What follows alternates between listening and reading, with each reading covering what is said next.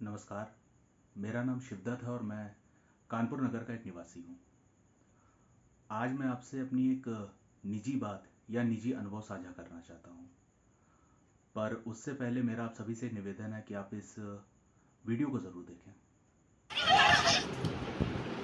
आपकी रिपोर्ट कहती है कि अदालत में माँ बाप को कातिल साबित करना मुश्किल हो सकता है। मुश्किल मतलब नामुमकिन तो नहीं है ना? बकवास है आपकी एक रोज़ रिपोर्ट, नहीं एक्सेप्ट हो सकती। पेरेंट्स से मर्डर का चार्ज लगाइए और ट्रायल शुरू कीजिए। फर्स्ट टाइम हो गया।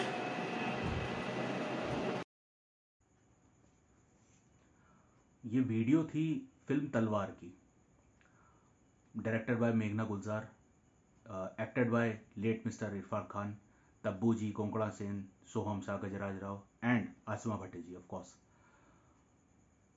ये फिल्म तकरीबन एक साल पहले मैं और मेरे पिताजी टेलीविज़न पर देख रहे थे और जब ये दृश्य आया जो अभी आपने वीडियो में देखा, तो इस सीन को देखते समय मेरे पिताजी ने कहा, उनका जो रिएक्शन था, उन्होंने कहा कि यही वो जज है जिसने माँ बाप को सजा दी है।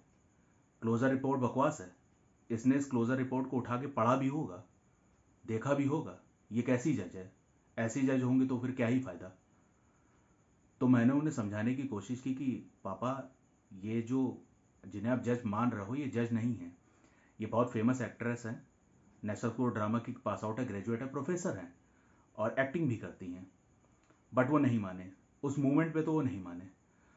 फिर मैंने थोड़ा सा उन्हें और समझाया कि पापा, एक सीरियल आता था बैरी पिया करके, जिसमें शरद शरद केलकर एक कैरेक्टर हैं और जिन्होंने बाहुबली की आवाज़ दी थी। मैंने उनको ऐसे समझाया कि जिन्होंने बाहुबली की आवाज़ दी थी, शरद केलकर जी, उनकी माँ का रोल इन्होंने किया था और बहुत अच्छे से निभाया था। मम्मी बहुत सीरियल देखती थी और हम सब भी कभी देख लेते थे। तब उन्हें यकीन हुआ कि हाँ, ये वैसी लग रही हैं और उन्होंने फाइनली जाके उस बात को माना कि ये एक एक्टर हैं, रियल जज नहीं है। तो मेरा कहना यह है कि कई बार एक ऐसे छोटे किरदार जो इतने अहम बन जाते हैं उस मोमेंट के लिए कि हमें यकीन दिला देते हैं, यकीनन लगने लगते हैं कि ये जो स्क्रीन पे हो रहा है करेक्ट यार, ऐसा ही तो होता है। वो हमें यकीन दिलाते हैं अपनी मौजूदगी का, अपने अभिनय का। इस तरह से वो लोहा मनवा लेते हैं कि हमें वो मेन कैरेक्टर्स पे भारी पड़ जाते हैं, अगर मैं आज की भाषा में समझाना चाहूँ तो वो रोल इतना इम्पैक्टफुल था कि मेरे पिताजी को वो रियल लगने लगी थी उस मोमेंट के लिए।